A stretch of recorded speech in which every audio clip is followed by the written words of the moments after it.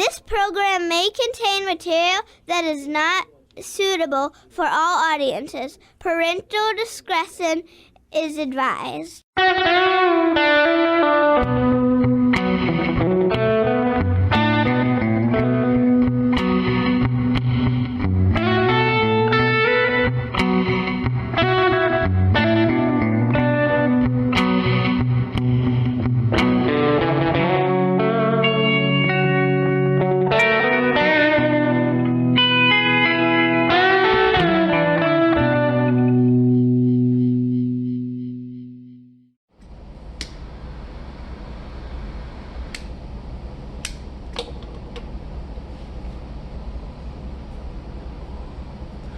Welcome to Straight Talk with DC Hanna.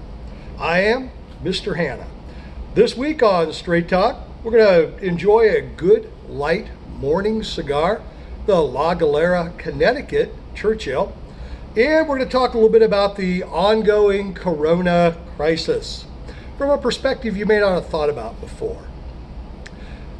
I hope you're all doing well. I hope that enforced shutdowns, lock-ins, social distancing isn't taking too much of a toll. I know it's been hard for friends and family of mine, and again, I hope that you're doing okay. Just for the record, I'm doing great. I got my cigars. In this case, I've got a wee bit of orange juice. I've got my work, and I have all of you. And you know, that counts for a lot with me.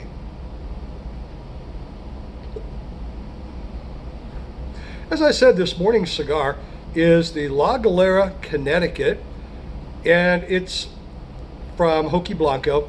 The La Galera Connecticut is a light-bodied Dominican cigar, really smooth, tasty smoke. I enjoy it with something light, whether I'm having a light coffee, a vodka drink. In this case, orange juice, no vodka. It's a little early in the morning for that, but I could if I was at home. Enjoy a screwdriver with this. But in this case, it's just that good orange flavor. Now, the tobacco itself has just a little bit of orange blossom sweetness in amongst its notes. It's light-bodied, light character of smoke. The retrohale is nice and smooth. So it's a really good morning smoke for you, the cigar aficionado. I urge you to give it a try, and it's a hell of a great price too. All the cigars are less than $10.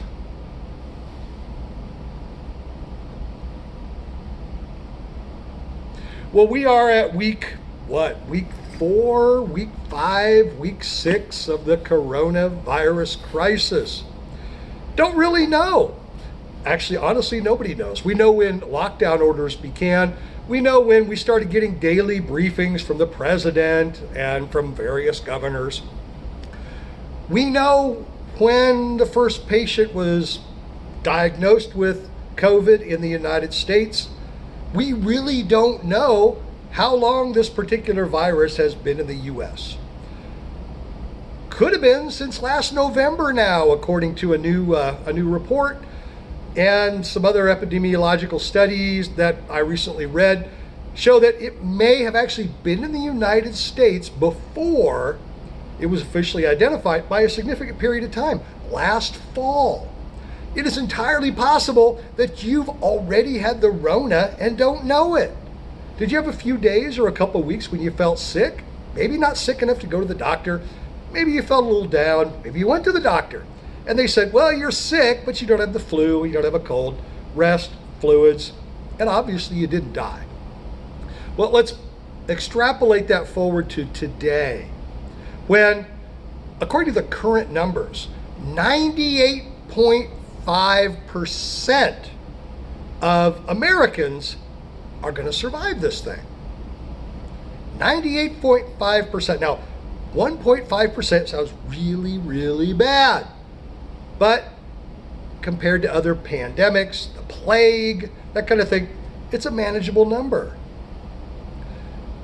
And the way that we as people are handling this scary virus, actually the media scare and the government scare, and people's basic ignorance, and I don't mean that in a bad way, about the subject, is by doing the things they can do. Not always well thought out, but the things they can do. Now, one of the first things people did was they bought the hell out of toilet paper. There was immediately a run on toilet paper in all the stores. Carts full, Sam's Club, pallets full, gone. No toilet paper.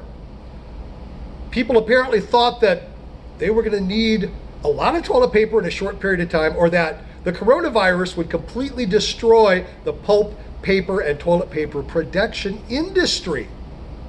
Well, we know in retrospect that's not true. Some of us knew beforehand it wasn't true. There were a lot of eye rolling going on, of course, in some quarters, including mine, and people panicking over toilet paper. And then toilet paper substitutes, wet wipes, paper towels, adult incontinence garments. Yet, when all the toilet paper was gone, what I didn't see was an equal run on Depends.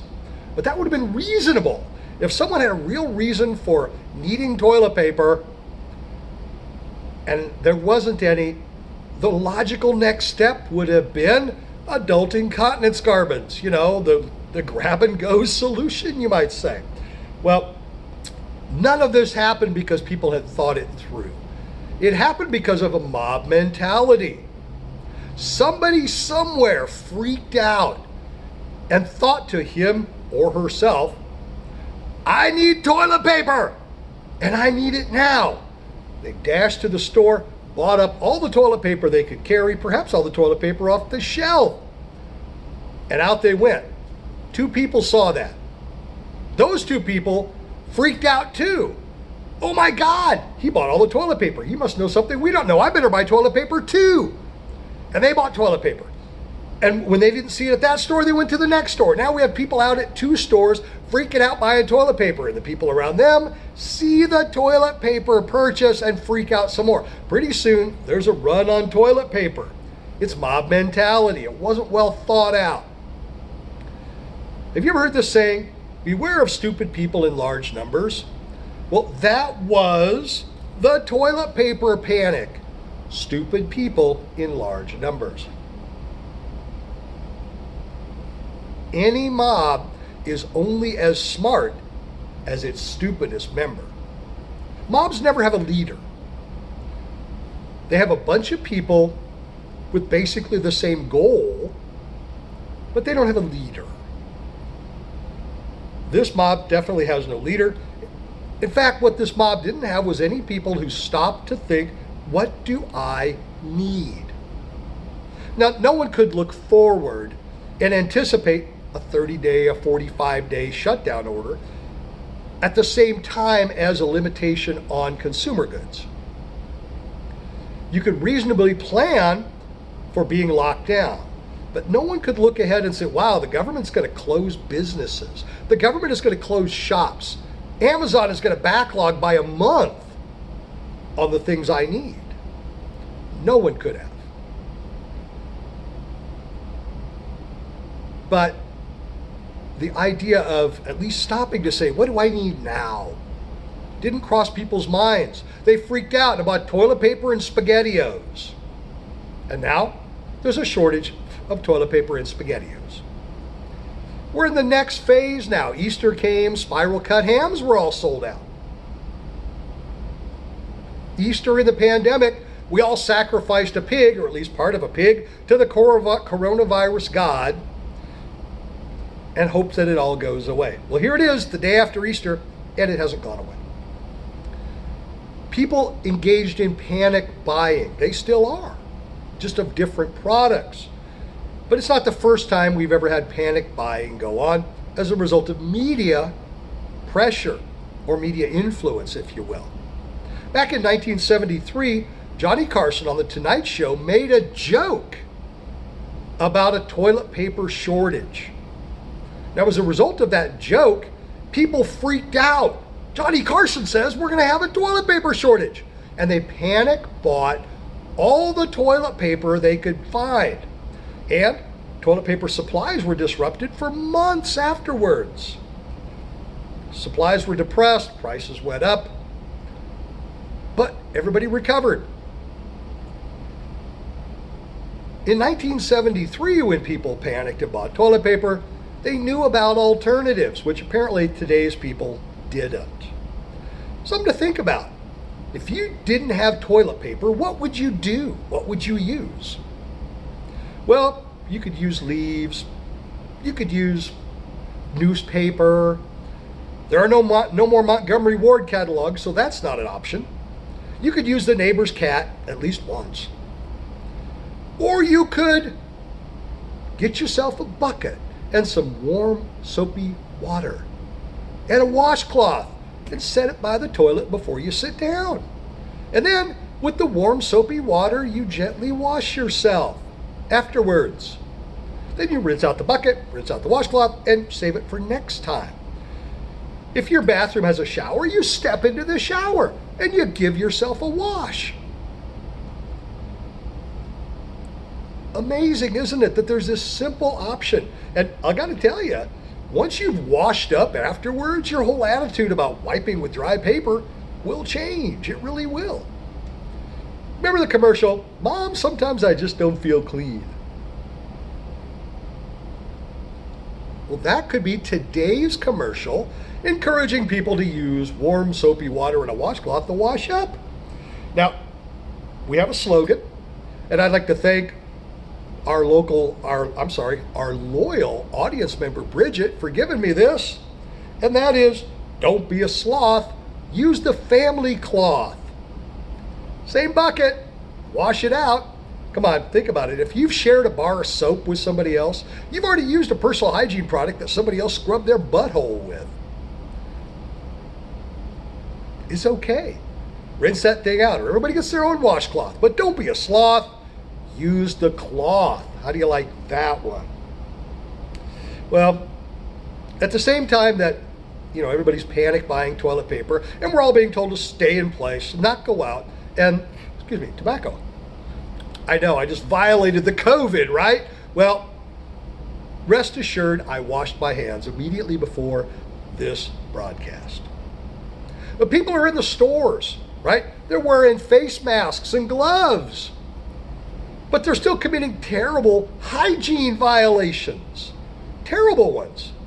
We see it all the time. You go in the store, you smell somebody, you see them. You see what I like to call the Kansas Coronapotamus. That's right. Big old human being of either sex, droopy sweatpants, flip-flops, got the mask on while they're riding on the mobility scooter. While they're riding on the mobility scooter, sweating all over it, throwing a cloud of body fluids and vapor and probably viruses and smell everywhere. Some species use repellent odors as a natural defense mechanism. I think this is the natural defense mechanism of the Kansas Coronapotamus. And that's funky butt smell. Body odor, butt smells, cake flowing off of people. Well, they're so worried about catching or spreading viruses because they put on a mask and they have on gloves. Their bodies are just showers of all kinds of microbes. They are. Oh my God. And when you look at them, they've been using hand sanitizer, so their hands are streaked between the dirt and the sanitizer, but they're dirty up above, and they're dirty down their legs. And they're just nasty. What a great defense mechanism. I guess it'll also stop accidental pregnancy, won't it?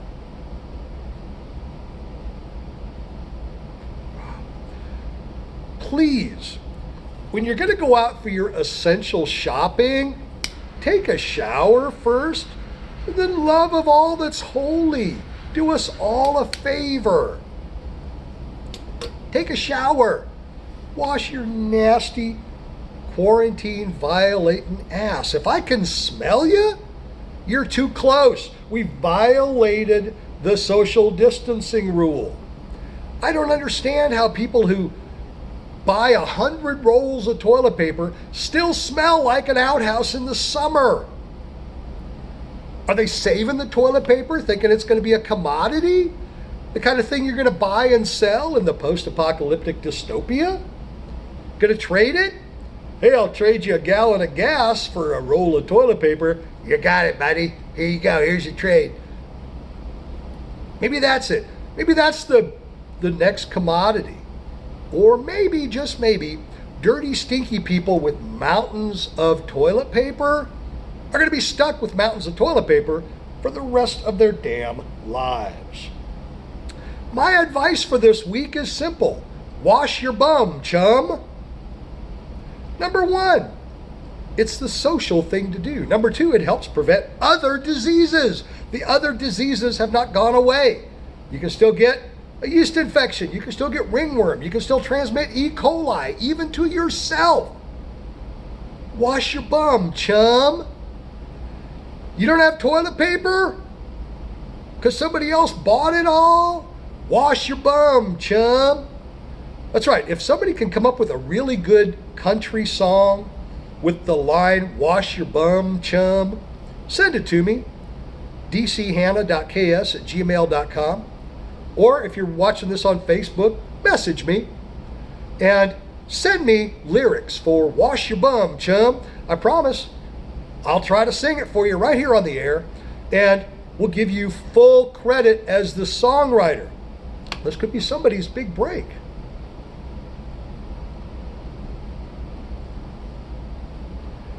Well, I'd like to thank you all for listening and for watching. I know I'm nasty to look at. I'm an ugly old fart, aren't I? Well, thanks for overcoming that and watching my show. If you like it, subscribe here on my YouTube channel. You can also give me a like on Facebook at Straight Talk with DC Hannah, and you'll get notified whenever we post a new episode. I'll do this every week, long as you'll have me, because it's fun. And for now anyway, I feel like I'm doing a public service during the corona crisis. You may feel differently, reasonably so, but I think I'm doing some good, and we should all do our part. Well, I'm going to enjoy the rest of this La Galera, Connecticut, this fine light smoke.